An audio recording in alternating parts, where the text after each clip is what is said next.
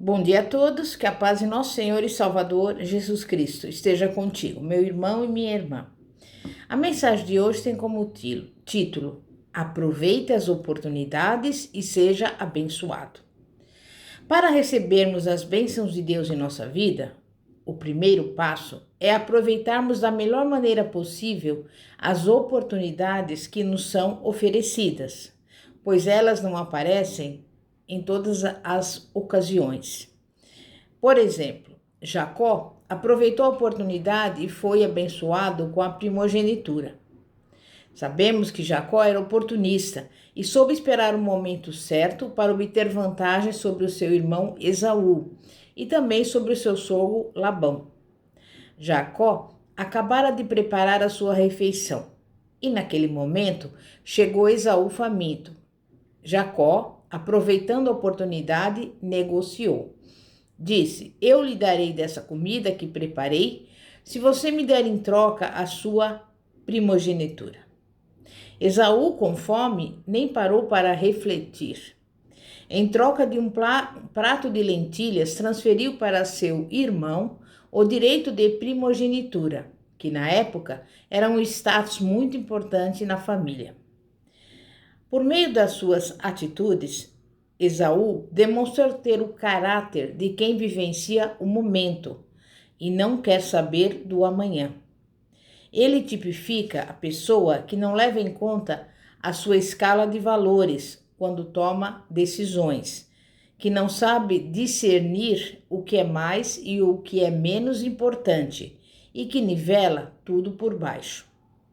Mas Jacó soube valorizar o direito de primogenitura e aproveitou o momento de fragilidade do seu irmão para agir com sagacidade e ficar com a bênção, que por direito seria de Esaú.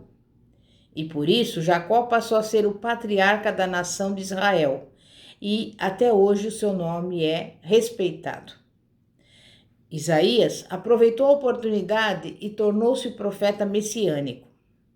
Em Isaías 6:8, Deus fez uma pergunta genérica: A quem enviarei e quem há de ir por nós? Isaías respondeu: Eis-me aqui, envia-me a mim. Então, Deus incumbiu Isaías da sua nobre missão de anunciar ao povo a vinda do Messias. Isaías aproveitou a oportunidade concedida pelo Senhor e tornou-se o maior profeta messiânico da Bíblia. Davi também aproveitou a oportunidade e venceu o gigante Golias. Em 1 Samuel 17, vemos que Davi, o futuro rei de Israel, perguntou: Que farão aquele homem que ferir a este filisteu e tirar a afronta de sobre Israel? Então lhe disseram: O rei isentará toda a sua família de impostos, concederá riquezas e dará sua filha em casamento. Ao tomar conhecimento da recompensa, Davi se dispôs a correr riscos e enfrentar o gigante Golias.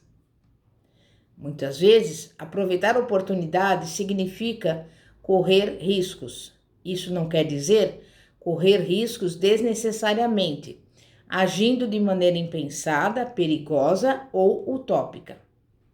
Paulo aproveitou a oportunidade e tornou-se o apóstolo dos gentios. O apóstolo Paulo faz uma declaração interessante em 1 Coríntios 15:10. Está escrito: Mas, pela graça de Deus, sou o que sou, e a sua graça para comigo não foi vã. Antes, trabalhei muito mais do que todos eles. Todavia, não eu, mas a graça de Deus que está comigo. Paulo afirmou que só se tornou o que ele era por permissão de Deus. Ele trabalhou mais do que outras pessoas para não desperdiçar nenhuma das oportunidades concedidas por Deus. E isso só foi possível porque o Senhor estava com Paulo. Vamos ver um exemplo que mostra como não aproveitar as oportunidades concedidas por Deus. Suponhamos que uma pessoa seja demitida de uma empresa onde ganhava R$ 5.000 por mês. E depois de passar algum tempo desempregada, ela encontra outro emprego, mas o salário é de R$ 3.500. Então ela diz: eu não aceitarei essa proposta para ganhar um salário menor. Pessoas que preferem continuar desempregadas a tentar reingressar no mercado de trabalho, mesmo ganhando pouco, não exercitam a sua fé no Deus que alimentou 5.000 pessoas com apenas 5 pães e 2 peixes. Elas estão rejeitando oportunidades que poderiam levá-las a uma bênção maior. A oportunidade, que muitas vezes julgamos insignificante, pode levar a outra melhor. Um pequeno negócio pode abrir as portas para um grande amanhã. Um emprego mais humilde pode ser um degrau para um outro de maior destaque amanhã. Se você quer ter uma vida abençoada, então o segundo passo é não desperdiçar tempo. No Salmo 90, versículo 12, está escrito: ensina-nos a contar os nossos dias, de tal maneira que alcancemos coração sábio. Como podemos usar o nosso tempo da melhor maneira possível, sem desperdiçá-lo? Tempo tem a ver com disciplina, com o modo como nos organizamos, com o estabelecimento de prioridades e de objetivos em nossa vida. Para aproveitarmos bem o nosso tempo, precisamos levar em conta também outro fator: se somos mais produtivos no horário da manhã, da tarde ou da noite. O terceiro passo que devemos dar para termos uma vida abençoada é nos esforçar.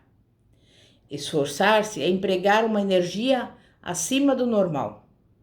Na Bíblia está registrado de maneira enfática o modo como Deus falou com Josué após a morte de Moisés, ordenando-lhe que ultrapassasse o Jordão com o povo e tomasse posse da terra prometida.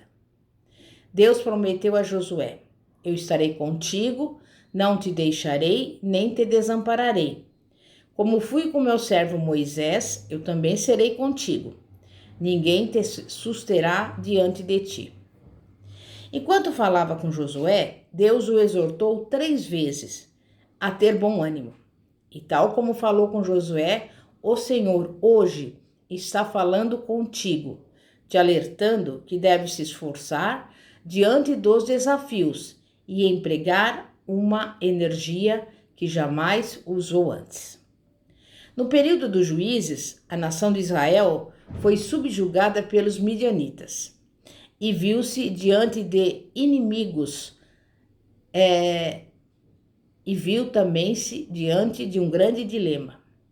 Ou deixaria os inimigos se apossarem das suas terras e seria destruída como nação, ou lutaria e expulsaria os inimigos dali. Por 7 anos, os israelitas atravessaram momentos de muita aflição e de fome. Gideão não via condições de malhar o trigo na eira, longe dos midianitas, e então ele o escondeu no lagar, lugar onde se amassavam uvas. Deus viu o esforço excessivo de Gideão para malhar o trigo no lagar, bem como a sua persistência em lutar por aquilo que era seu. Deus chamou Gideão para libertar Israel dos seus inimigos, porque se alegrou em vê-lo trabalhando e se esforçando. O Senhor não chama pessoas ociosas, descompromissadas com o trabalho ou com a sua palavra para executar uma missão. Ele aprecia quando seus filhos usam a força, a coragem e a inteligência para lutar pelos seus objetivos. Neemias era copeiro do rei. Obteve autorização para voltar a Jerusalém e recebeu madeiras para reconstruir os muros. Neemias viajou a cavalo, puxando madeira, cerca de 1.450 quilômetros. Irmãos e irmãs, Deus recompensa o nosso esforço. Deus abre portas e faz apenas aquilo que aos nossos olhos é impossível. Ele não se mobiliza para fazer aquilo que está dentro das nossas possibilidades. Deus deseja que nos esforcemos, trabalhemos e estudemos, aprimoremos o nosso conhecimento a cada dia nas diversas áreas da vida. Em nossa caminhada cristã, devemos dar sempre mais um passo rumo às bênçãos que Deus tem colocado à nossa disposição. E este passo é fazer o bem. Fazer o bem é o mandamento divino. Está escrito, Tiago 4,17. Aquele, pois, que sabe fazer o bem e não o faz, comete pecado. Há 3 leis que regem a atividade de fazer o bem. Primeira, lei da reciprocidade. Portanto, tudo o que vós quereis que os homens vos façam, fazei-lo também vós, porque essa é a lei e os profetas. Mateus 7,12. Se você quer ser perdoado, então deve aprender a perdoar. Se quer ajuda ou reconhecimento, deve ajudar e reconhecer as virtudes alheias. Deve fazer o bem. Segunda lei, lei da semeadura.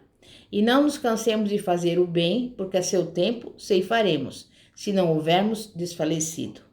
Gálatas 6,9. Se plantarmos o bem, em algum momento da nossa vida, colheremos os benefícios. E terceira lei, lei da soberania do bem. Não te deixes vencer do mal, mas vence o mal com o bem. Romanos 12:21. Devemos fazer o bem sem olhar para quem, pois podemos mais à frente ser beneficiados pela mesma pessoa a quem ajudamos. A Bíblia nos exorta a conhecer e a prosseguir em conhecer o Senhor.